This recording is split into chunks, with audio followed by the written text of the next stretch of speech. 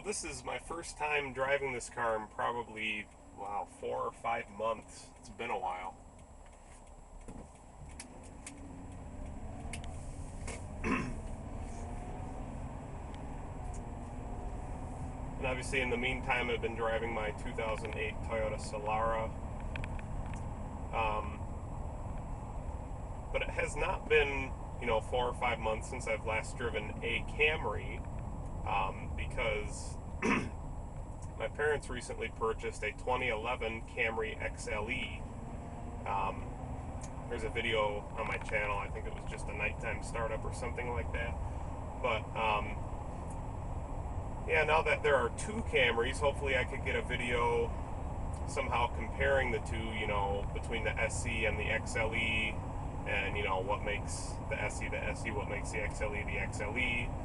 And obviously, since the XLE is a 2011, I could show the differences in the mid-cycle refresh that Toyota gave in 2010.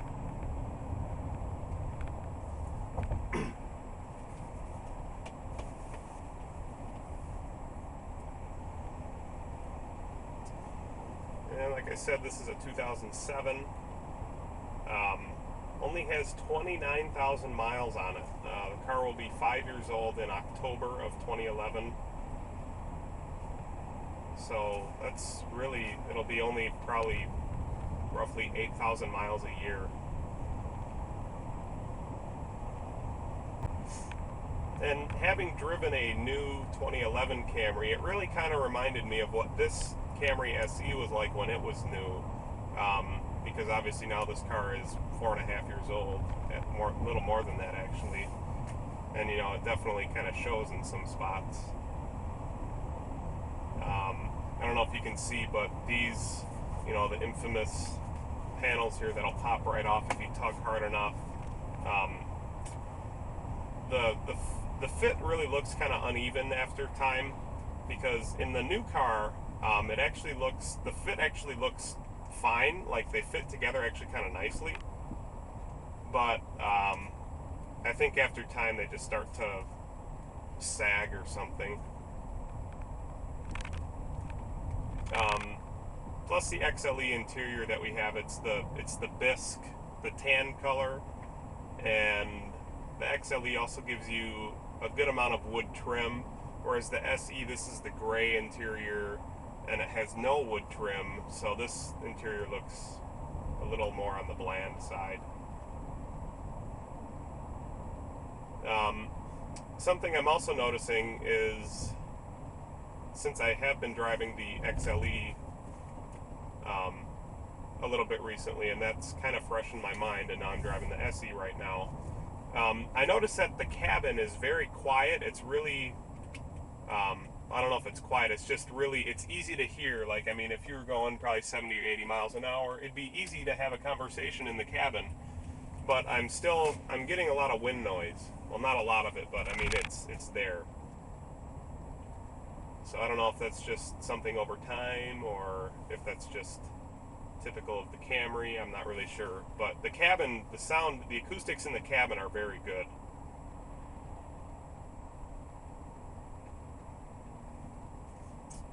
And the SE really drives a whole lot differently than the XLE.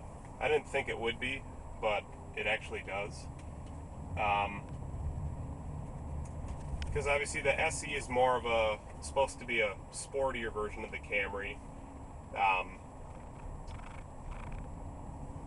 And the XLE gives you more of the creature comforts, which you can get some of those in the SE, but really a fully loaded SE, it lacks a few of the creature comforts that they actually come standard on the XLE, that is. And I mean, for example, that would be just creature comforts like the HomeLink universal garage door opener, an auto dimming rear view mirror, dual zone automatic climate control. That's just a handful of them.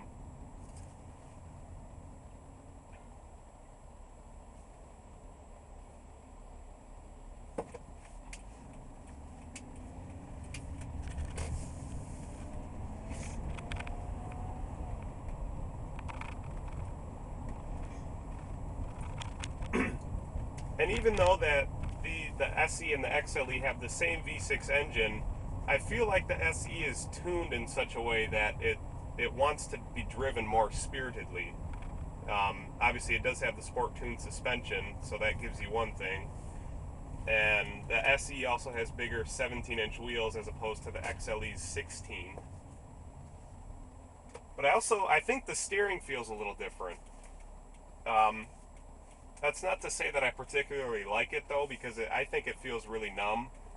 And I think whatever Toyota did to make it feel better kind of, I don't know, makes it feel artificial or something.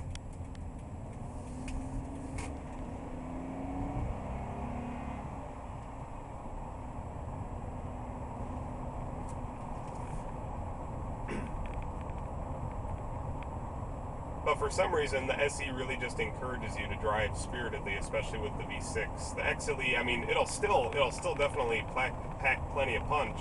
I mean, I would imagine it's just as fast as this one, but I think the SE is just tuned slightly differently.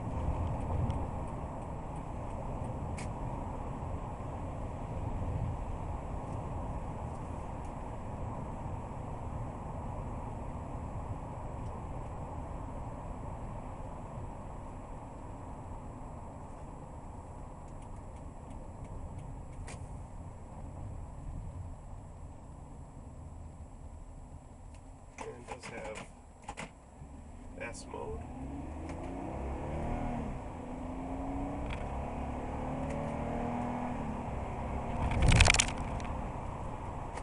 Man, I forgot how fun this car is.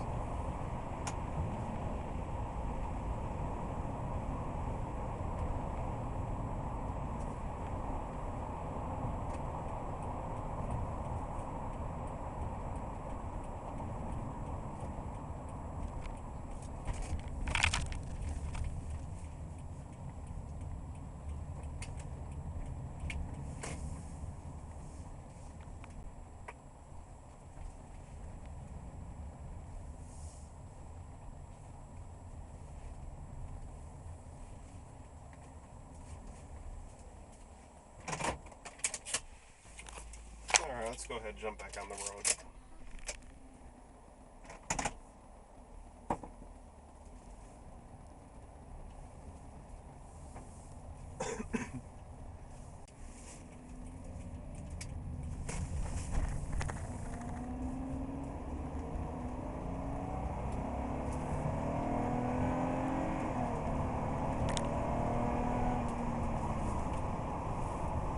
This V6 really is very punchy.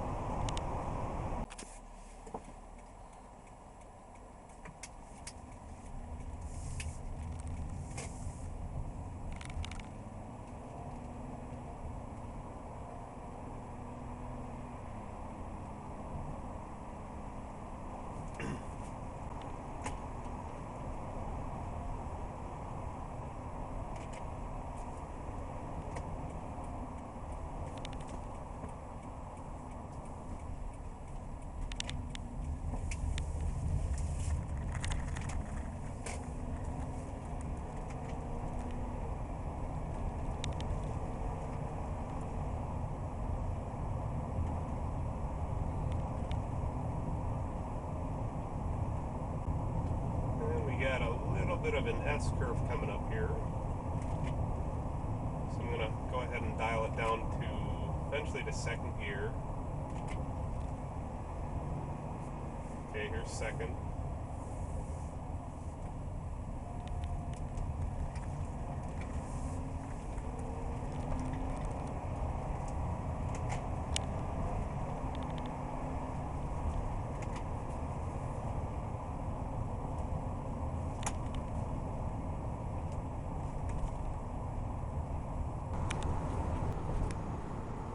And here's a first-person shot.